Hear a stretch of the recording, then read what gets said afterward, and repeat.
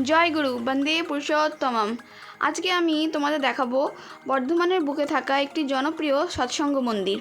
এটি আসার জন্য আপনাদেরকে বর্ধমান স্টেশনে এসে গোলাবাগ মোড় হয়ে এই যে দেখতে পাচ্ছেন কাঞ্চন গেট, সেখান থেকে সোজা এসে ঠিক বাঁদিকে পড়বে এই সৎসঙ্গ মন্দির কাঞ্চননগর। এটি আমার বাড়ির ঠিক পাশেই। এখানে মাঝে মাঝেই আমি আসি, খুবই সুন্দর। আগে মাঝে মাঝে আসতাম, এখন সবসময়ই আসার চেষ্টা করি। এই প্রথমেই দেখা এই মন্দিরটির আশেপাশের জায়গাটা খুবই সুন্দর, খুবই মনোরম, শান্ত পরিবেশ। এখানে আসলেই সত্যিই মনটা ভরে যায়। আজকে ছিল মাতৃ সম্মেলনের সময় আমি গেছিলাম সাথে আমার দিদি আর মা।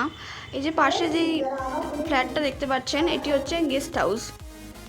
এটি হলো বর্ধমান কাঞ্চননগরের মধ্যে থাকা একটি ছোট সৎসঙ্গ মন্দির। এই যে ধীরে ধীরে এবার ভেতরে ঢুকছি। প্রথমে দেখতে পেলেন শ্রী শ্রী আচার্যদেব। এবার মন্দিরের মূল অংশে ঢুকছি। এখানে মাতৃ সম্মেলন হচ্ছে, সবাই রয়েছেন। এই যে শ্রী শ্রী ঠাকুর, শ্রী শ্রী বড় মা, শ্রী শ্রী বড়দা। খুবই সুন্দর এই মন্দিরটি। জানেন তো, ঠাকুর সবসময় আমাদেরকে আগলে রেখেছেন, কিন্তু আমাদেরকে কিন্তু তার কাছে যেতে হবে, তার কাজ করতে হবে। আমাদেরকে অবিন দাদা কী বলছেন, ভালোবাসা কিন্তু শুধু অনুভূতি নয়, শুধু অনুভব করাই কিন্তু ভালোবাসা নয়। আমরা যখন আমাদের প্রিয়ের জন্য কাজ করব, তখন আমাদের টান ধীরে ধীরে তার প্রতি বাড়তে থাকবে। এই যে দেখছেন, এখানে সৎসঙ্গের সময় বিভিন্ন মানুষের আনাগোনা হয়। আজকে মাতৃ সম্মেলন, বিভিন্ন মানুষ এসেছে, সবাই ঠাকুরের বক্তব্য দিচ্ছে, কথা বলছে। আর এটি হলো ঠাকুরের মন্দিরের পেছনের দিকে একটি অংশ। খুবই সুন্দর জায়গাটা।